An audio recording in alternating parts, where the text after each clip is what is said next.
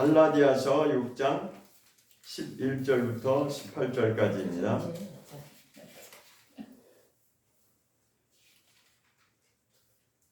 시작. 내 손으로 너에게 이렇게 큰 글자로 쓴 것을 보라. 물을 육체의 모양을 내려 하는 자들이 억지로 너희로 할례받게 하면 저희가 그리스도의 십자가를 인하여 핍박을 면하려 함뿐이라. 할례받은 저희라도 스스로 율법은 지키지 아니하고 너희로 할례받게 하려 하는 것은 너희의 육체로 자랑하려 함이니라. 그러나 내게는 우리 주 예수 그리스도의 십자가 외에 결코 자랑할 것이 없으니 그리스도로 말미암아 세상이 나를 대하여 십자가에 못 박히고 내가 또한 세상을 위하여 그러하니라. 할례나 무할례가 아무것도 아니로되 오직 새로 지으심을 받은 자뿐이니라. 무릇 이 규례를 행하는 자에게와 하나님의 이스라엘에게 평강과 긍휼이 있을지어다. 이후로는 누구든지 나를 괴롭게 말라. 내가 내 몸에 예수의 흔적을 가졌노라. 형제들아, 우리 주 예수 그리스도의 은혜가 너희 심령에 있을지어다. 아멘. 오늘 말씀을 나누고자 하는 것은 할례와 그리스도의 십자가라고 하는 주제를 가지고 말씀을 나누고자 합니다. 바울과 같은 자는 정말 하나님에 대해서 열심히 아주 특심이었던 사람이었습니다. 그가 본래 예수를 만나기 전에는 하나님을 안 믿던 자도 아니었고 하나님을 철저하게 율법대로 믿었던 자입니다. 그래서 그가 했던 일은 예수 믿는 자들을 잡아서 감옥에 넣고 죽이는 역할을 했습니다. 왜냐하면 그때까지만 해도 자기가 믿는 하나님이 그것이 전부인 줄 알았고 복음에 대해서 알지 못했기 때문에 그랬습니다. 그런데 어느 순간에 하나님이 직접 그를 손대시니까 그는 고꾸라졌죠. 예수님이 직접 만나주셔서 내가 왜 나를 핍박하느냐 하는 그 순간부터 그는 자기가 알고 있는 것이 잘못되었다는 것을 철저하게 깨닫고 그 이후로부터 복음에 대해서 아주 그 예수님이 직접 가르쳐 주신 사도들보다도 전혀 손색이 없이 때로는 그 성경에 보면 베드로는 예수님의 수제자죠. 그렇죠? 예수님의 수제자인데 베드로가 뭔가 실수를 하니까 막 책망하는 그런 내용이 나와요. 바울이 베드로를 막 책망해요. 그렇게 하면 안 된다. 그 정도로 아주 분명했고 확실했던 사람입니다. 그것은 왜 그것이 가능했냐면, 그러니까 사도 바울은 어느 순간 갑자기 예수를 믿은 것이 아니라 예수 믿기 전에 아주 구약의 율법에 대해서 철저했던 사람이에요. 누구에게도 뒤지지 않는 그러했던 자였습니다. 그러니까 이제 복음이 딱 들어가니까 그게 이제 되는 거죠. 그러니까 선지식이 아주 밑바탕이 돼서 그것이 이제 다 깨달아지고 구약의 이 말씀이 이거구나라고 하는 것을 그가 깨달았어요. 그래서 오늘 본 말씀도 주제가 무엇이냐면 할례와 그리스도의 십자가에 대해서 바울이 지금 기록하고 있는 것입니다.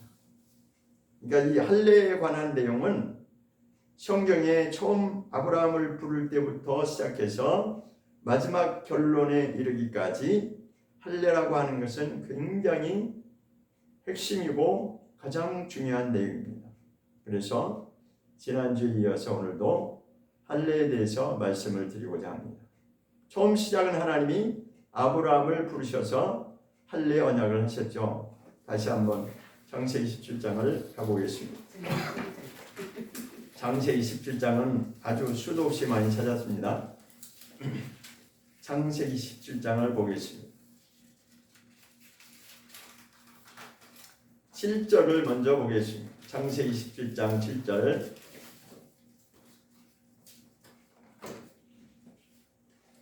지난번에 제가 이 창세기 17장의 언약에 관한 내용은 하나님께서 세 번째로 만나주시는 내용이라고 말씀드렸죠. 첫 번째는 처음 부르실 때는 12장에서 하나님 부르셨고, 그 다음에 두 번째 언약을 주실 때는 15장에서 하나님 언약하셨고, 그 다음에 17장의 세 번째 이제 아브라함이 99세 때 또 하나님이 만나 주셔서 언약에 관한 것을 약속하십니다. 7절에 그 내용이 있습니다. 7절에 한번 보겠습니다. 시작. 내가 내 언약을 나와 너와 내 대대 후손의 사이에 세워서 영원한 언약을 삼고 너와 내 후손의 하나님이 되리라. 내가 너와 내 후손에게 너의 우관한 이 땅 곧 가나안 일경으로 주어 영원한 기업이 되게 하고 나는 그들의 하나님이 되리라 했습니다. 여기 마지막에 보면 하나님이 되었다라는 것이 아니라 될 것이다라는 미래에 하나님이 이루어 나가실 것을 지금 언약하고 있는 거죠. 그런데 여기서 핵심은 뭐냐면 영원한 언약을 삼겠다라고 하는 거예요. 영원한 언약이라고 하는 것은 아브라함 한 사람으로부터 시작된 언약에 관한 말씀이 끝까지 간다는 것이죠. 끝까지라는 건 언제까지예요? 이제 예수님이 재림하셔서 이 모든 것을 다 끝내실 때까지, 예수님이 다시 오시는 그날 이제 모든 것이 다 이루어지고 이제 하나님의 언약에 관한 말씀이 이루어지죠. 이제 그때까지 영원한 언약이 된다라고 하는 것입니다. 자, 그런데 다시 9절에서 또 다시 하나님 말씀하십니다. 9절을 한번 보겠습니다. 시작. 하나님이 또 아브라함에게 이르시되 그런즉 너는 내 언약을 지키고 내 후손도 대대로 지키라. 이렇게 말씀하십니다. 아브라함 한 사람을 불러놓고 지금 언약에 관한 것을 좀 세 번째로 지금 말씀하시는데, 아브라함 한 사람에게만 그것이 해당되는 것이 아니라 너는 내 언약을 지키고, 그러니까 아브라함은 내 언약을 지키고 그 다음에 내 후손도, 아브라함으로부터 시작해서 모든 그로부터 나오는 모든 후손들이 이 언약의 말씀에 모두가 포함된다는 것이죠. 그러니까 이때부터 하나님은 하나님이 분명한 목적을 이루려고 이 말씀을 주시는 것이에요. 그러니까 이때 아브라함은 그 할례라고 하는 것이 얼마나 깊은 내용이 있는지를 아브라함도 사실은 이때는 몰랐습니다. 아, 할례 받는 것이 이렇게 받는 거구나. 이게 하나님의 영원한 언약이라고 했으니까 그것을 순종해서 지켰을 뿐입니다. 그래서 자기 아들도 할례 받고 이스마엘도 할례 받고 그로부터 시작해서 모든 아브라함의 후손으로 나오는 이스라엘 백성들이 이 할례 언약이 하나님께로부터 시작되었다는 것을 알기 때문에 철저하게 그것을 지켰습니다. 그런데 이제 그 이후로는 모세가 등장해서 모세가 이스라엘 민족을 이끌고 약속의 땅까지 이제 가는 것이죠. 그 과정에서 모세가 하나님으로부터 율법을 받은 것을 성경은 기록하고 있습니다. 그때 역시 마찬가지로 모세가 이제 그들도 무엇인가 하나님의 일을 진행할 때는 이 할례의 언약을 항상 빠지지 않고 철저하게 지켰습니다.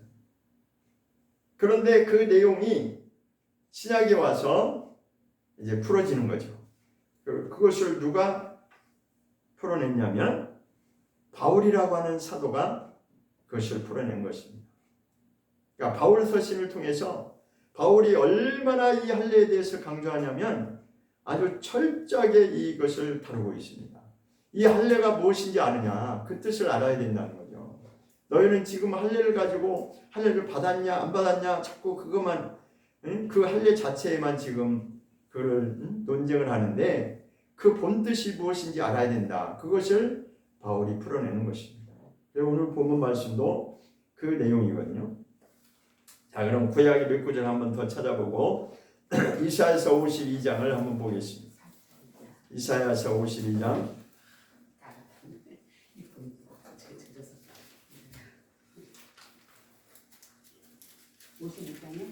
이사야서 52장.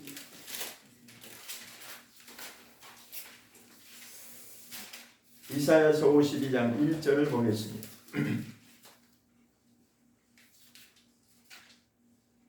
이사야서 52장 1절을 보겠습니다.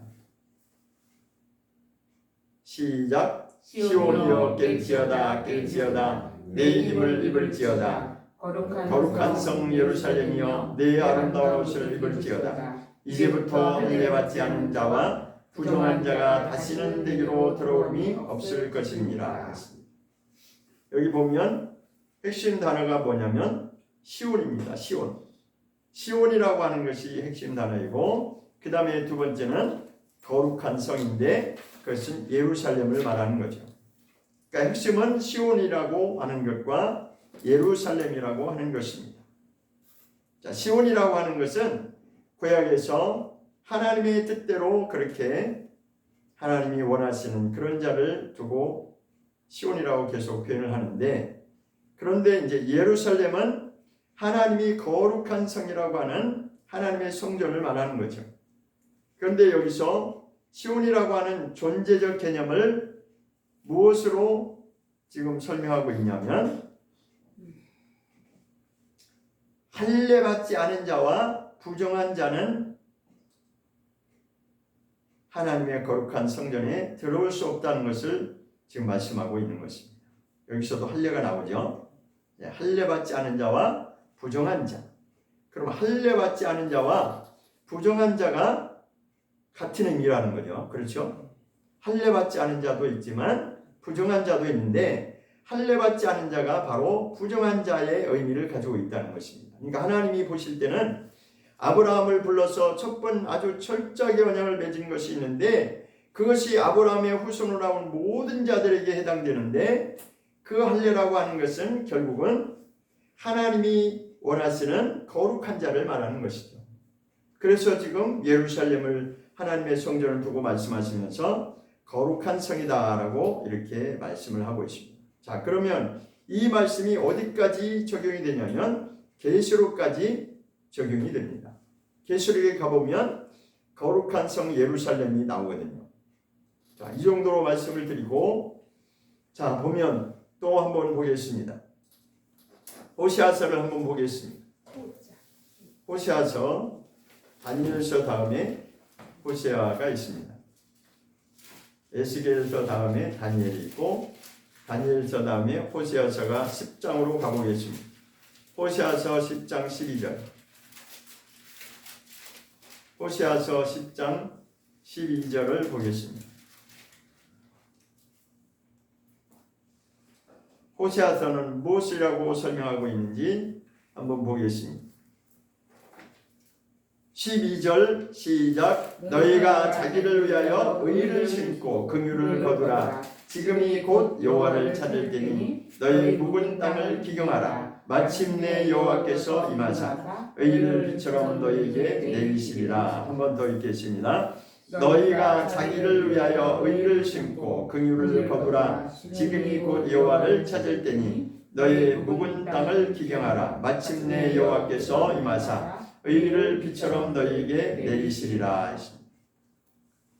이 말씀이 바로 할례에 관한 말씀하고 관계가 있는 말씀입니다. 여기에는 할례라는 말이 없지만 할례라고 하는 것을 지금 풀어서 설명하고 있는데, 우리의 마음 가운데 의를 심고 그 의가 이제는 긍휼로서 열매를 거두게 된다고 하는 말씀입니다. 이 말이 무슨 말씀일까요? 하나님이 우리 가운데 의를 심었는데, 하나님의 말씀을 통해서 하나님의 의가 무엇인지 그것을 이제 씨를 심는데, 말씀을 통해서 우리에게 하나님의 씨를 심겠다는 거예요. 그러면 그 마지막 결론이 열매로 무엇이 나타나냐면 긍휼을 거둔다라는 거죠. 긍휼을 거둔다는 것이 무슨 말이냐면 하나님의 입장에서 우리를 긍휼히 여겨주신다는 겁니다. 그러니까 결론은 그냥 쉽게 얘기해서 우리를 구원하신다는 거죠. 그러니까 하나님의 긍휼함을 입은 자가 곧 구원을 받게 된다는 것입니다. 그런 말씀이에요. 풀면은 자, 그런데 뒤에 뭐라고 말씀하시냐면 이제는 지금이 어느 때냐? 여호와를 찾을 때다 라고 우리에게 이제, 물론 이때는 이제 구약 시대에 선지자를 통해 주신 말씀인데, 우리가 성경 구약을 볼 때 우리가 어떻게 봐야 되냐면 항상 우리는 그 시대의 시점에서만 초점을 맞추면, 아, 이거는 구약의 말씀이니까 그때 이야기야 라고만 끝나면 안 됩니다. 왜냐하면 구약과 신약의 모든 말씀은 연계성을 가지고 있기 때문에 구약 따로 신약 따로, 구약은 그 시대에 지나간 이야기니까 우리하고는 상관없다, 이것이 아닙니다. 그때 그 약속하신 말씀이 똑같이 우리에게도 적용이 된다라고 하는 것을 우리가 알아야 됩니다. 아브라함에게 주신 할례 언약도 마찬가지죠. 아브라함이 분명히 할례 언약을 받을 때 하나님께서는 그에게 내 자손, 너로 인해서 시작되는 모든 자손들이 다 이 약속 안에 들어올 것을 말씀한 것입니다. 그렇기 때문에 이 말씀도 역시 우리에게도 적용이 돼야 됩니다. 그러면 지금 이 말씀을 우리에게 각각 적용을 시킨다면 내가 지금 하나님께로 돌아올 때라는 것이, 하나님을 찾을 때라는 거지요. 지금이 어느 때든, 그것이 옛날이든 지금이든 아니면 뭐 1000년 전이든 100년 전이든 그 시기적인 시간이 중요한 게 아니라 그때 내가 이 말씀을 깨닫는 순간이 바로 그때가 되는 것입니다. 내가 이 말씀을 보는 순간에, 아, 지금이 나에게 하나님이 기회를 주시는구나 라고 깨닫는 것입니다. 그러면 지금 저와 여러분이 여호와를 찾을 때니 그럼 어떻게 해야 된다는 것이요? 너의 묵은 땅을 기경하라는 것이죠. 묵은 땅을 기경하라는 것이 그게 뭐냐면 그게 바로 할례에 관한 내용을 여기서 담고 있는 것이에요, 사실. 그러니까 신약에도 이제 그런 내용이 나오거든요. 그러니까 묵은 땅을 기경하는 게 뭐냐? 우리의 마음을 갈아엎으라는 거예요. 우리의 마음을 갈아엎는다는 게 뭐예요? 딱딱하고 돌짝밭이고, 그 마태복음에 나오잖아요. 하나님이 씨를 뿌리셨는데 밭이 누구냐면 저와 여러분이 밭이라는 거예요. 밭. 그러니까 어떤 사람은 딱딱한, 그러니까 마음을 말하는 마음 상태, 딱딱한, 아주 마음이 딱딱해서 말씀이 안 들어가는 자가 있고, 어떤 사람은 가시밭처럼 아주 세상 것으로 지금 엉키고 설키고 해서 도무지 하나님 말씀이 떨어졌어도 그것이 싹이 나올 수가 없다는 거죠. 길가밭은 떨어지는 즉시로 그냥 새가 와서 다 주워 먹어버린다는 거예요. 그걸 뭘 얘기하냐면 그게 비유로 다 표현한 건데, 우리 인간들의 마음이 그와 같다는 것이에요. 마음에 하나님의 말씀이 떨어지면 그 말씀이 심겨져서 그 말씀이 열매로 나타나야 되는데 그렇지가 못하다는 거죠. 왜 그래요? 마음밭이 다 다르기 때문에 그렇다는 것입니다. 그래서 묵은 땅을 기경하라는 것은 너의 옛사람의 그 습성과 모든 것을 갈아엎어서 바뀌어져야 된다는 것입니다. 이 말씀을 깨달으시기를 축복합니다. 내 마음이 기경되어야 된다는 거예요. 내 마음이 하나님의 말씀이 들어왔을 때 그 말씀이 아멘으로 순종되어질 수 있는, 행동으로 순종되어질 수 있는 그런 부드러운 마음으로 바뀌어져야 된다는 것입니다. 그러면 하나님이 어떻게 하신다고요? 마침내 여호와께서 임하사 의를 비처럼 너에게 내리실 것이다. 의를 비처럼 내리신다는 게 뭐겠어요? 우리를 선한 길로, 생명길로 이렇게 인도해 주신다는 거죠. 농사질, 하나님은 농사 원리로 이렇게 말씀하시는데, 농사질 때 비가 내리면은 농사가 잘 될 수 있죠. 그렇죠? 그런데 가뭄이 오면 어때요? 비가 없으면 살 수가 없어요. 농사가 안 돼요. 식물이 자랄 수가 없어요. 그럼 열매도 없어. 그러면 사람이 살 수가 없죠. 그 모든 원리는 그렇게 하나님이 세우신 것입니다. 그래서 의를 비처럼 내린다고 하는 것도 비유적으로 지금 말씀하십니다. 우리의 심령 가운데 하나님이 임하시면 그렇게 우리를 성장하게 할 것이고 결국은 선한 열매까지 이르게 한다는 것입니다. 또 한 말씀을 한번 찾아보도록 하겠습니다. 예레미야, 이번에는 예레미야 32장을 한번 보겠습니다. 예레미야서 32장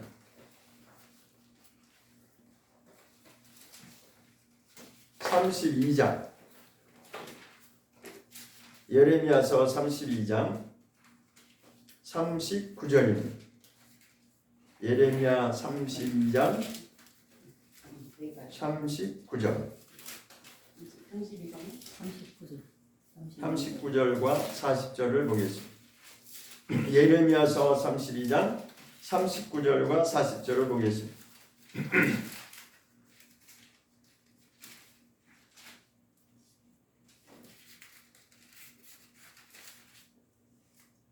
찾으셨죠? 네. 시작. 5천원짜리 39절 40. 39절 32장 39절입니다.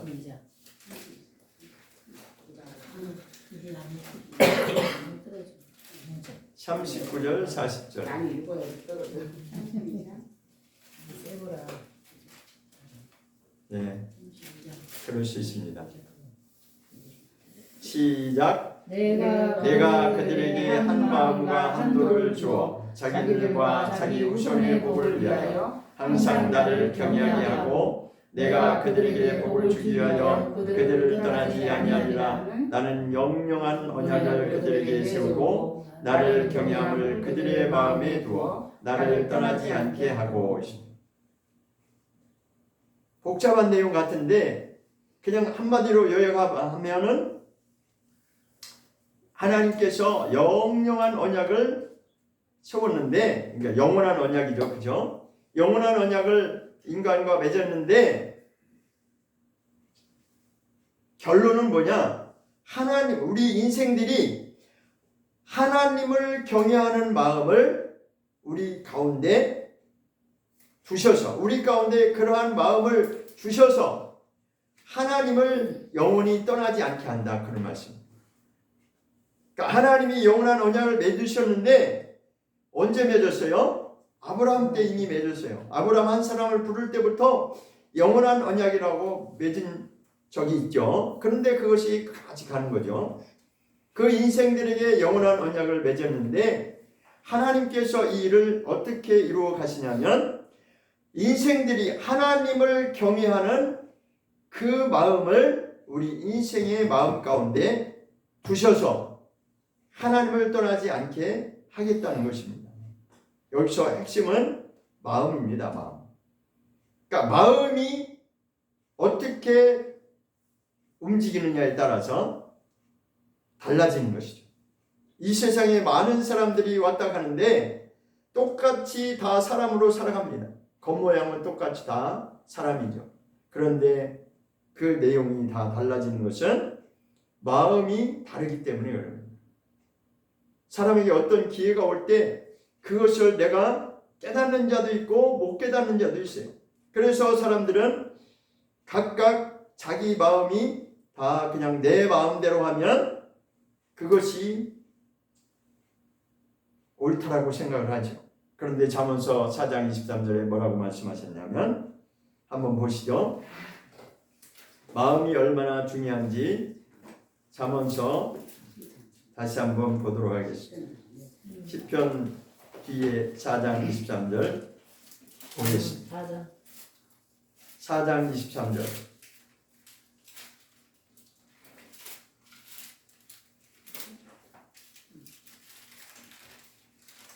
성경 전체에서 아마 이 말씀이 가장 핵심이 된다고 해도 과언이 아닐 겁니다.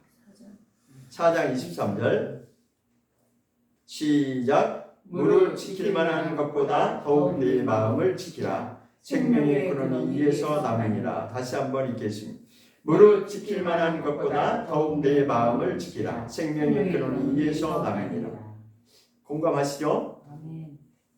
얼마나 중요한지 마음이 결정되는 대로 우리는 산다는 것입니다. 그런데 마음을 내 마음을 지키지 못하면, 내 스스로 내 마음을 지키지 못하면 이거는 큰 낭패가 올 수 있는.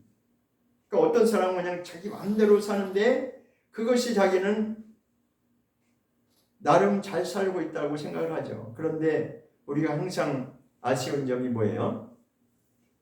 우리가 지금 여러분과 제가 많이 듣고 사는 내용이 있죠.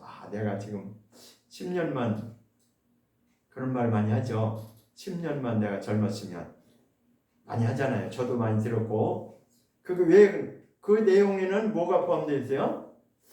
내가 좀 더 아쉬움이 많이 남기 때문에 그런 말을 하는 거예요. 그렇죠? 10년만 내게 좀 더 기회가 있어진다면, 10년 전으로 내가 다시 돌아갈 수만 있다면, 그러니까 내가 10년이라고 하는 그 세월을 좀 아껴볼 수만 있다면 좋겠는데, 그건 뭐예요? 그 속에는 뭔가 아쉬움이 남아있기 때문에 그런 말을 하는 거예요. 자기도 모르게. 그건 뭘 얘기해요?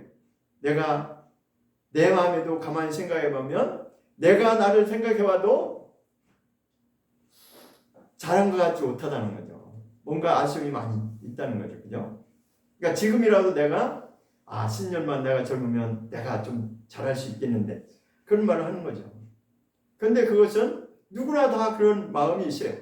근데 더 중요한 것은 그런 마음이 들 때 지금부터 정신을 차려야지 10년 전으로 돌아갈 수는 없어요. 아무리 내가 아쉬워도 내가 10년 전으로 돌아가면 좋겠지만 그렇게 되는 일은 없다는 것입니다.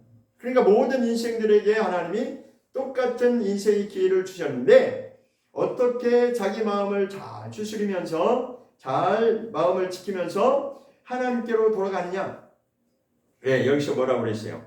생명의 근원이 여기서 난다는 것입니다.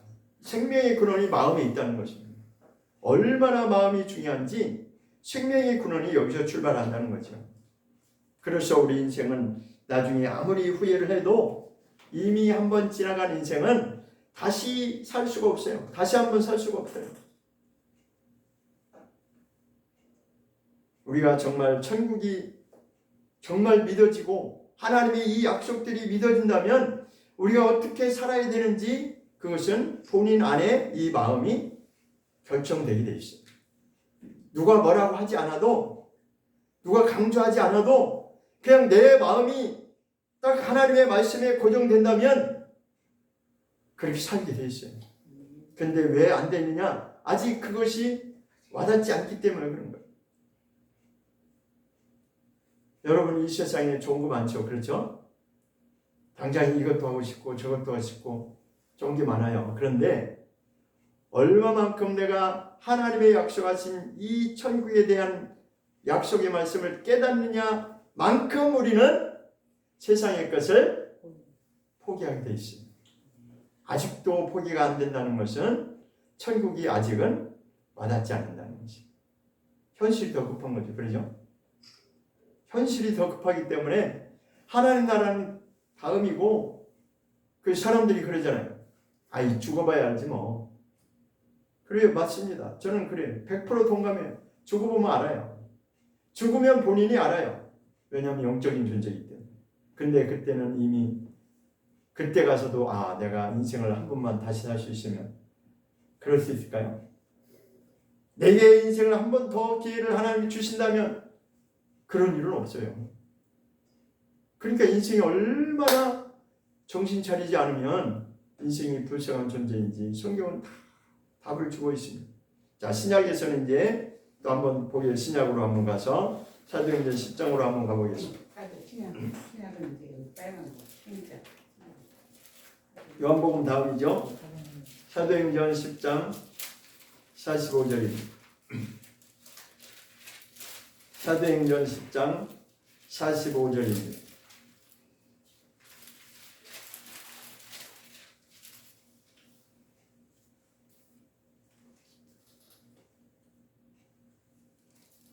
(10장 45절) 시작. 베드로와 함께 온 할례 받은 신자들이 이방인들에게도 성령 부어주심을 인하여 놀라니.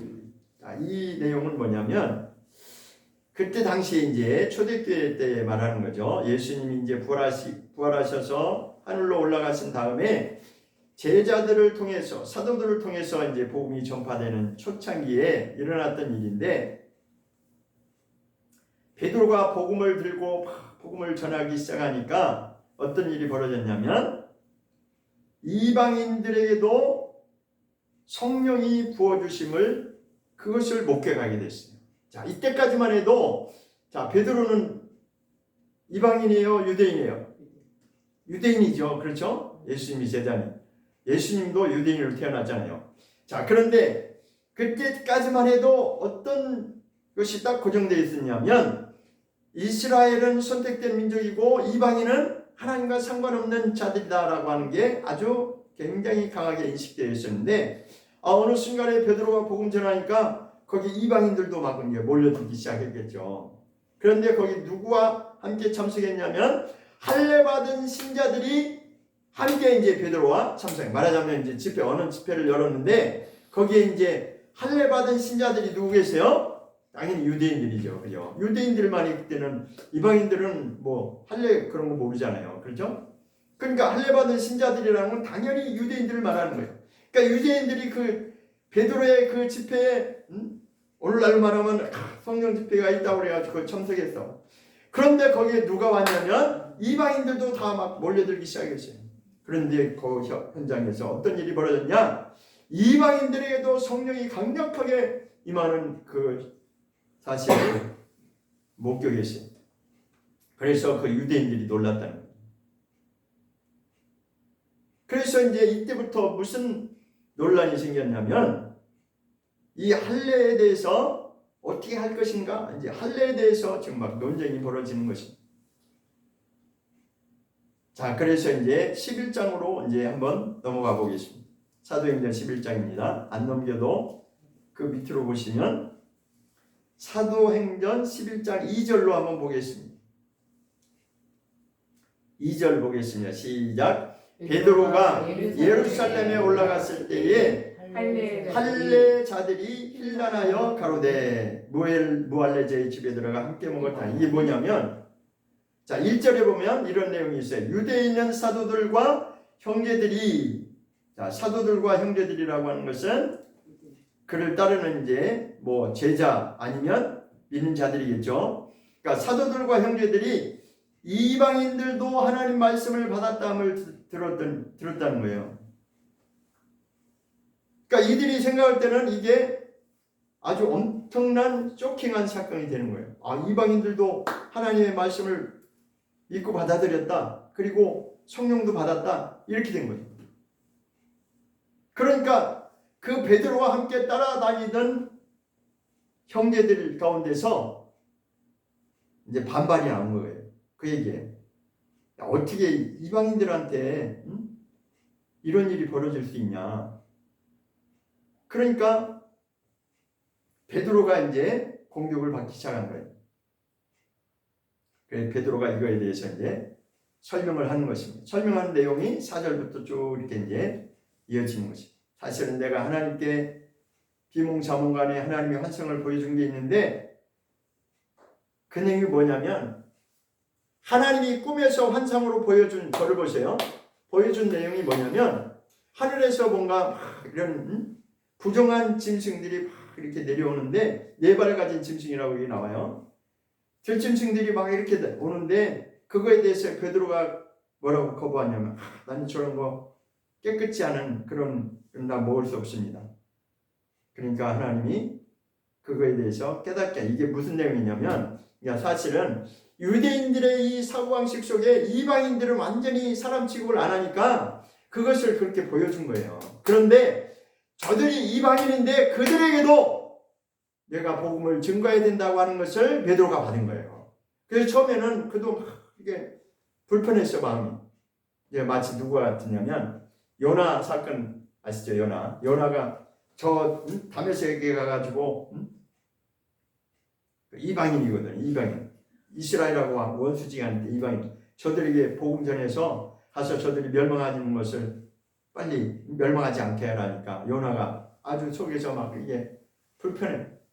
아니 내가 왜 저들한테 복음을 전해야 됩니까? 나는 못해요. 왜? 이방인들은 취급을 안 했거든. 그러니까 싫으니까 막 다른 데로 도망가려고 하다가 사건이 터졌는데 어떤 사건이 터졌어요? 물고기 뱃속에 들어가는 사건이 터진 거예요. 그래서 하나님이 깨닫게 해서 이게 아니구나 이제 회개하고 요나가 가서 이제 복음을 전했죠. 그런 식으로 유대인들의 사고방식 속에는 이방인들에게 뭔가 하나님의 말씀이 들어간다 아니면 뭐 성령이 임한다 이거는 도무지 불편한 마음. 그것 때문에 이제 논란이 벌어졌는데 나중에 이것이 이제 어떻게 결론이 지어지냐면 이거 가지고 싸운 뭐 할례를 어떻게 할 것이냐 막 이제 그걸 가지고 서로 싸우는데 사도행전 15장에 가서 한번 보겠습니다. 사도행전 15장에 보면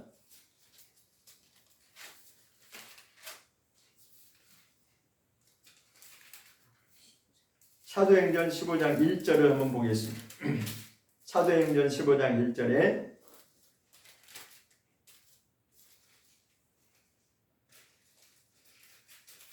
사도행전 15장 시작. 어떤 사람들이 유대로부터 내려와서 형제들을 가르치되 너희가 모세의 법대로 할례를 받지 않으면 능히 구원을 얻지 못하리라 하니. 여기서 핵심은 이제 할례와 구원입니다. 그러니까 한마디로 해서 뭐냐? 할례 받지 아니하면 구원 못 받는다 이렇게 얘기하는 거죠. 누가? 어떤 사람들이. 자, 이 어떤 사람들이 보면 밑에 가서도 또 어떤 사람들이 나오거든요.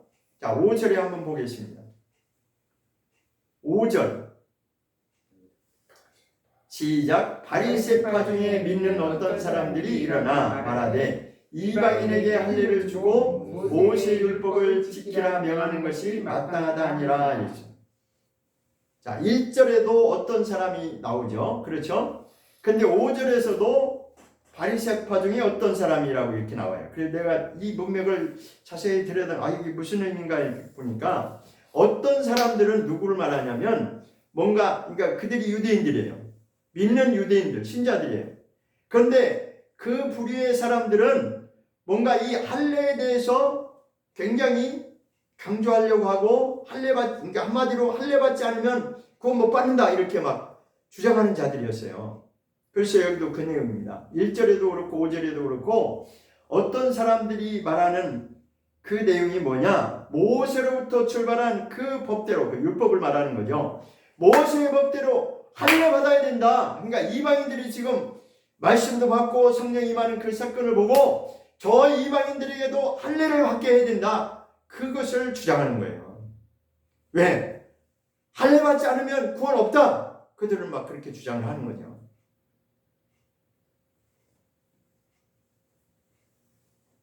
자, 그런데 이것을 이제 이때만 해도 이들이 할례에 대해서 얼마나 중요하게 생각했냐면, 그러니까 사람의 그 표피를 잘라내는 그 할례를 받는 것이 곧 구원을 받는 것이라고 하는 것이 그것이 바뀌어지지 않았어요. 이 사고방식 속에 바뀌지 않았어요.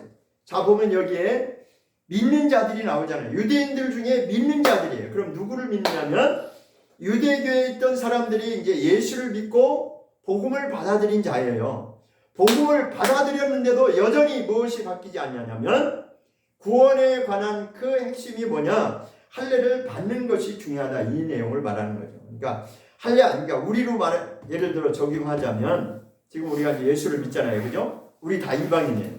그런데 이들의 주장, 그 어떤 사람들의 주장에 의하면 너희들도 할례를 받아야 곧 구원에 이르는 것이다. 이렇게 말하는 거다. 무슨 말인지 이해가 가시죠? 그럼 우리 모든 신자들이 이것을 기준으로 모세 율법을 기준으로 하고 구약의 그것을 근거로 해서 우리가 할례를 받아야 되냐? 여기 이제 그 문제에 딱 부딪히는 거죠. 그렇기 때문에 이 할례에 대해서 정확하게 우리가 이해가 안 되면 이들의 말에 할 말이 없는 거예요. 할례 받아야 구원 받는구나. 이렇게 되면 저와 여러분도 지금 다 할례 받아야 되는 거예요. 근데 바울이 그거에 대해서 명쾌하게 풀어내는 거죠. 네, 바울도 유대인이었거든요. 바울이 이방인이 아니에요. 바울도 처음에는 자기 동족들에게 유대인들에게 복음을 증거하는데 나중에 하나님께서 이 바울에게 너는 이방인의 사도로 가거라 해서 이방인들에게 막 복음을 들고 나가거든요. 그 모진 핍박을 받으면서 그때 당시에 로마에 있잖아요. 그러니까 로마 황제까지 막 이렇게 상소하는 그런 내용이 나오듯이 바울은 자기가 이방인을 전도하는 그런 사도라는 것을 깨달았기 때문에 그렇게 가는 거예요. 그런데 그때 이제 어떤 문제에 부딪혔냐면 똑같이 예수를 믿고 돌아온 자들의 그들에 의해서 바울이 공격을 당하고 여기 베드로도 지금 그 문제로 인해서 부딪혔어요. 그런데 역시 바울도 똑같이 복음을 증거하면서 같은 민족인 유대인들에게 그것으로 인해서 많은 공격을 받았습니다. 너 잘못된 거야. 지금 복음을 증거하는데 왜 할례를 받으라고 말하지 않냐? 모세 율법에서 분명히 할례 받으라고 했는데 그 할례 안 받으면 구원이 없는데 이렇게 막 주장을 하는 거죠. 그런데 성경을 보면 그것이 아니라는 것을 이제 바울이 그것을 명쾌하게 풀어내는 것이 바로 오늘 본문 말씀입니다. 자, 오늘 본문 말씀으로 돌아가겠습니다. 아까 오늘 본문 말씀이 갈라디아였습니다. 갈라디아서 6장에 가보면 12절을 보겠습니다. 12절을 보면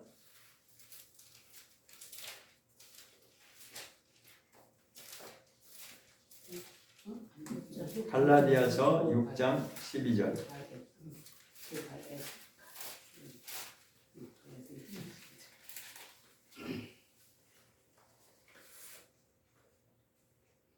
시작. 무릇 육체의 모양을 내려 하는 자들이 억지로 너희로 할례받게 함은 저희가 그리스도의 십자가를 인하여 핍박을 면하려 함뿐이라. 이게 무슨 말씀이냐면 육체의 모양을 내려 하는 자들은 할례파를 그러니까 할례 받아야 된다라고 주장하는 자들을 말합니다.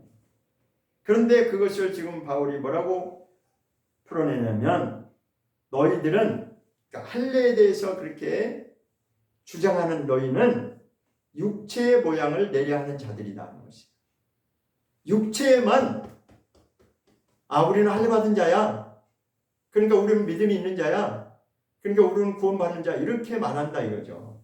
자기네들의 방식, 자기네들 방식이 아니라 모세 율법에서 몇천 년 동안 그것이 훈련되어 왔기 때문에 그들의 이 사고방식 속에는 이것이 풀어지지 않으면 그럴 수밖에 없는 거예요. 충분히 이해가 가는 거죠. 그런데 그것을 바울이 아주 명쾌하게 풀어내는 것입니다. 너희는 지금 할례에 대해서 그렇게 주장을 하는데 한편으로 이해가 간다. 그런데 그것은 겉모양만 너희가 내려고 하는 거야. 할례라고 하는 것은 그게 아니고 육체의 그 표피에 그거 잘난한다고 해서 구원받냐? 그렇지 않다는 거죠. 그럼 뭐냐? 그리스도의 십자가를 인하여 핍박을 면하려고 하는 것이다. 뭐죠? 중요한 것은 뭐냐면 우리가 구원에 이르는 것은 예수 그리스도의 십자가로 인해서 우리가 구원받는 것이다. 예수 그리스도의 십자가로 인해서 구원받는 것이지 할례 받는 그 자체로 구원을 받고 못 받고 그게 아니다는 거죠. 물론 할례 받는 것은 그때까지 하나님이 계명으로 주신 것 맞지만 그러나 그 속에 포함된 하나님의 뜻은 이거다라는 거죠. 이미 우리가 읽었어요. 구약에서 신약이 아니라 구약에서도 뭐라고 말했어요? 지난 시간에 말씀드렸듯이 이 할례에 관한 언약은 무엇이다라고 그랬어요? 마음에 관한 것이라는 거예요. 마음에 관한 것. 그러니까 잠언서 4장 23절을 읽은 이유가 있어요. 마음을 우리가 지켜내지 못하면 그 할례 받았다고 해서 너희가 구원받는 것이 아니다는 거예요. 우리의 성경을 읽는 목적이 뭐예요? 최종 목적은 구원에 이르기 위해서 우리가 구원받는 게 목적이 초점이 맞춰져 있는 거예요. 그런데 성경에서는 이 할례를 대해서 철저하게 다루고 있는데 이것을 못 깨달으면 우리도 지금 우리 방식대로도 갈 수 있는 것입니다. 무엇이에요? 마음의 할례가 이루어지지 않으면 하나님은 그를 어떻게 보신다고 그랬어요? 아까 읽었잖아요. 마음의 악이 그대로 남아있고 이 묵은 땅을 기경 갈아엎어요. 이 마음을 갈아엎어서 바뀌어져야 되는데 그게 안 되면은 결국은 마음의 할례가 안 된다라고 하는 것을 성경은 그걸 말하고자 하는 것이에요. 좀 한번 생각해 보세요. 바울이 얼마나 이 성경에 대해서 구약과 신약을 완전히 통달해가지고 이걸 다 풀어내는 거예요. 그러니까 예수님의 제자들도 예수님의 12제자 하나는 아웃됐고 예수님이 직접 양육하신 그 제자들도 바울 앞에서 꼼짝 못했어요.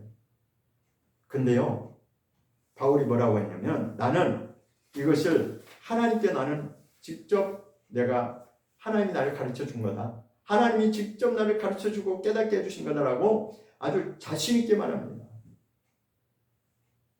그렇기 때문에 저와 여러분은 바울이 한 말이다라고 그렇게 생각하면 안 되고 바울을 통해서 하나님이 바울이라고 하는 그 사람을 통해서 이것이 무엇인지를 다 하나님이 우리에게 가르쳐주고 있는 것입니다. 곧 이것은 그리스도의 십자가가 얼마나 중요한지, 다시 말해서 할례에 관한 언약은 그리스도의 십자가를 말하는데 우리의 속의 내면에 이것이 이루어지지 않으면 너희가 그 할례, 육체의 표피의 상처내는 그 할례를 100번을 받고 1000번을 받고 아무리 그 할례를 많이 받아도 그건 핵심이 아니다는 것입니다. 중요한 것은 그 할례가 무엇인지를 깨닫고 우리가 그리스도의 십자가를 통해서 우리가 나가야 된다. 왜 그럼 여기서 그 당시에 이렇게 말했냐? 너희가 겉으로는 하나님 믿는다고 하고 우리는 할례 받다라고 그렇게 할례파를 주장하지만 사실은 그건 중요한 게 아니다. 빌립보에서 또 그것을 말씀하고 있습니다. 빌립보서 한번 보겠습니다. 빌립보서 3장 2절에는 뭐라고 표현했는지 한번 보겠습니다. 빌립보서 3장 2절을 보겠습니다.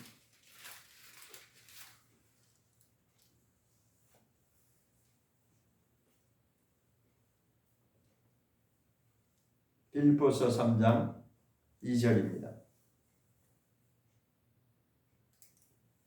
시작. 개들을 삼가하고 행악하는 자들을 삼가하고 손하는 자들을 삼가라. 자, 여기 할례라는 말이 나왔죠. 그런데 앞에 뭐가 붙었어요? 손할례라고 하는 것이 손할례당이 있다는 거예요. 그러니까 손할례당이 뭐냐?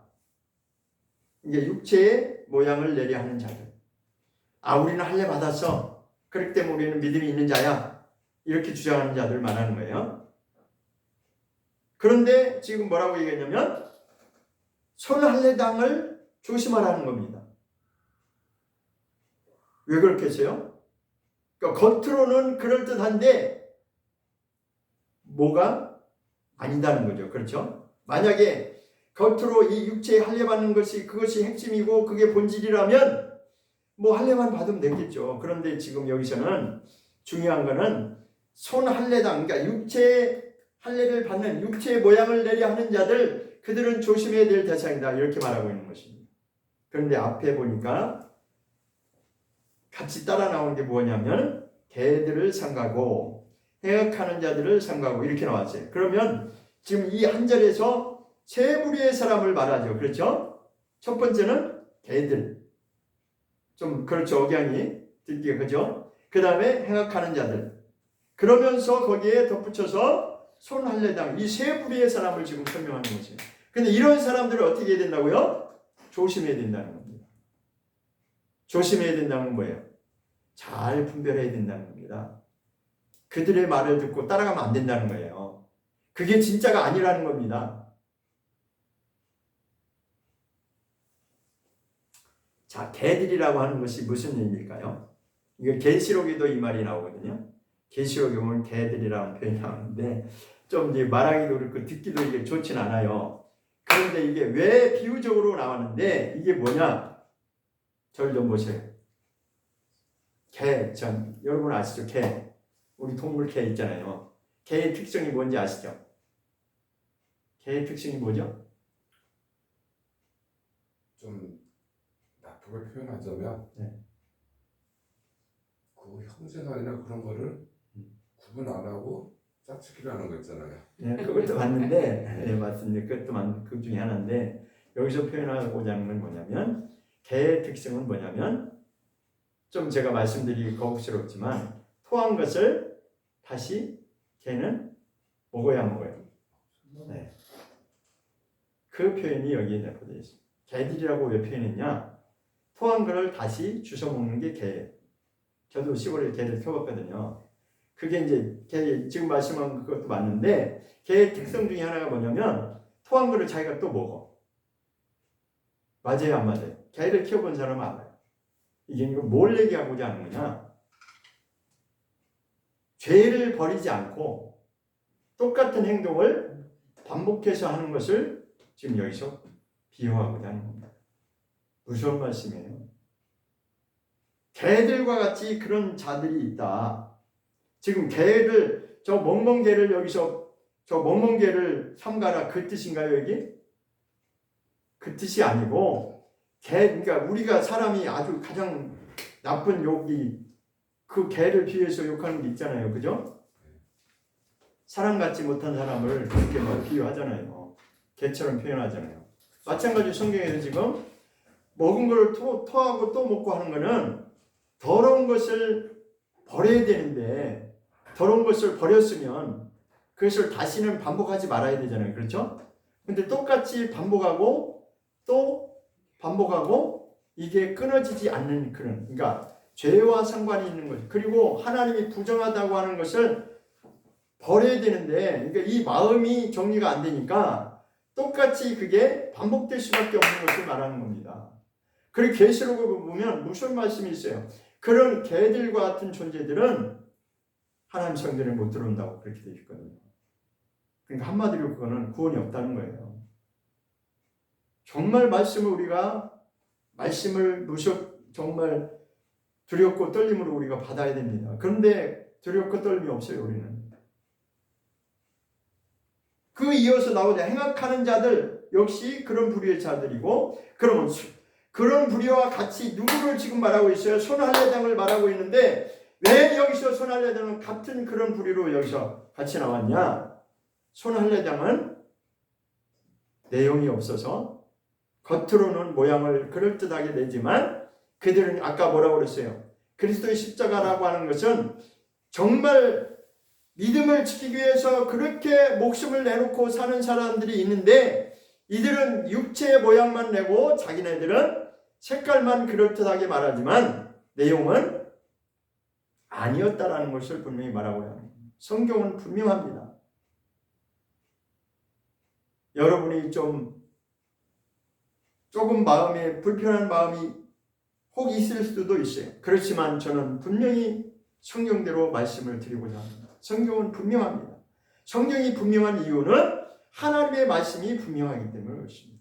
그런데 우리는 성경을 보면서도 하나님의 말씀이라고 받기보다는 그냥 내 편리한 대로 해석하고 내 편리한 쪽으로 그렇게 가는 것이 우리의 사람의 속성입니다.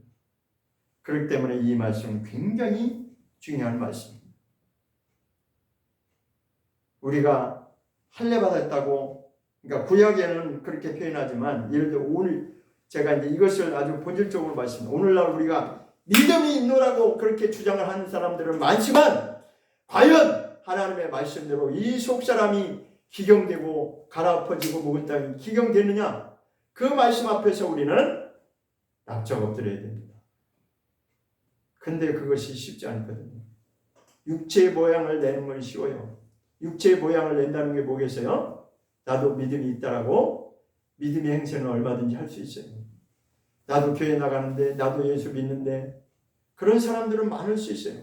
그러나 그 내용의 마음적인 부분을 하나님이 평가하신다면 저와 여러분이 하나님 앞에서 그 말씀대로 평가받는다면 과연 내가 손할례당이 될 것인지 아니면 그 뒤에 뭐라고 해요? 그 뒤에 한번 보겠습니다. 3절 보겠습니다.